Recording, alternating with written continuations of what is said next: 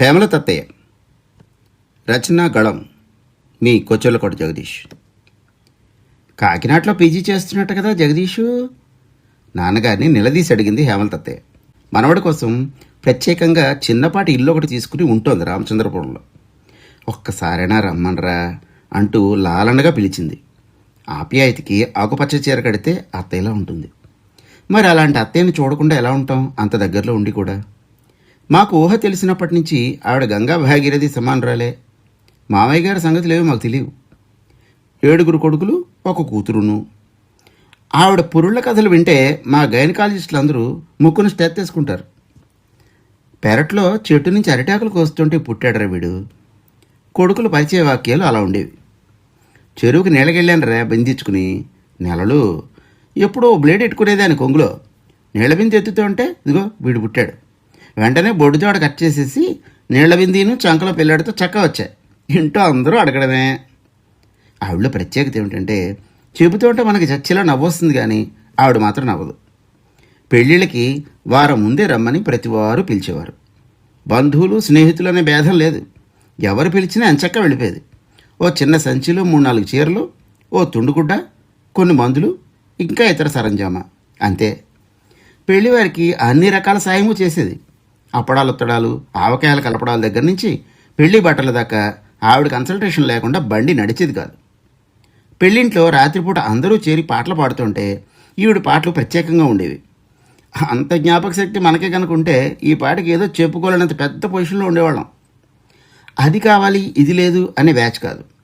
ఉన్నంతలో సర్దుకోవడం, లేనిది మర్చిపోవడం, ఈ 2 సూత్రాలని జీవితానికి ముడేసేసుకుంది. అంత నిరాడంబరంగా జీవించడానికి మనమైతే మళ్ళీ పుట్టించమని బ్రహ్మదేవుడికి అర్జీ పెట్టుకోవాలి. మొత్తానికి రామచంద్రపురం వెళ్ళాను. ఊరేం పెద్ద బాగాలేదు, కానీ గోదావరి జిల్లా కదా, చాలు. ఇక తిట్టడానికి ఏం లేదు. ఇల్లు కనుక్కోలేనంత కష్టం అక్కడ ఉండదు. కానీ ఎవరిని అడిగినా హాయ్ దగ్గరేనండి, 2 ఈదులు వదిలేసి 3 దానిలో తిరగండి, అక్కడ ఎవరిని అడిగినా చెప్పేస్తారండి అంటూ 20 నిమిషాల పాటు నడిపించారు. అంత శ్రమ మర్చిపోయేలా నిండుగా నవ్వుతూ గుమ్మలో నా కోసం ఎదురు చూస్తోంది అత్తయ్య. వచ్చావా, భాస్కరని చెప్పాడు నువ్వు వస్తున్నావని, కాళ్ళు కడుక్కో వడ్డించేస్తాను అంటూ వంటగదిలోకి పరిగెట్టింది. వంటగది అంటే ఎక్కడో లేదు, నా ఎదురుగానే ఉంది.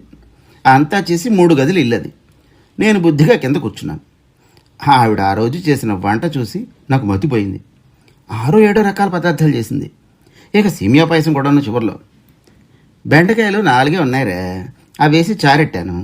బంగాళదుంప వేస్తే నువ్వు ఇష్టంగా తింటామని వేయించాను. అది కొత్తిమీర, నిమ్మకాయ కారం. ఈ మధ్య గోళాల్లో వేస్తున్నలే కొత్తిమీర. పొగలు కక్కుతున్న అన్నంలో ఆవిడ వండిన పదార్థాలు ఆత్మీయంగా కలిసిపోతున్నాయి. పక్కన కూర్చుని నెయ్యి కన్నా కమ్మగా కబుర్లు చెప్తుంటే ఎంత తిన్నానో కూడా తెలియకుండా ముగిసింది భోజనం. ఎప్పుడైనా మా ఇంటికి వస్తే ఖాళీగా కూర్చుని ఎరగదు. అమ్మకి సాయం చేస్తూనే ఉండేది. 7 కొడుకుల దగ్గరికి యథేచ్ఛగా తిరుగుతుండేది. బొంగరమే అనుకోండి. మాకైతే ఆశ్చర్యంతో నోళ్ళు తెరుచుకునే ఉండేవి. బతికినన్నాళ్ళు గోదాట్లో పడవల ఆరేవు ఈరేవు ఉత్సాహంగా తిరుగుతూ గడిపేసింది.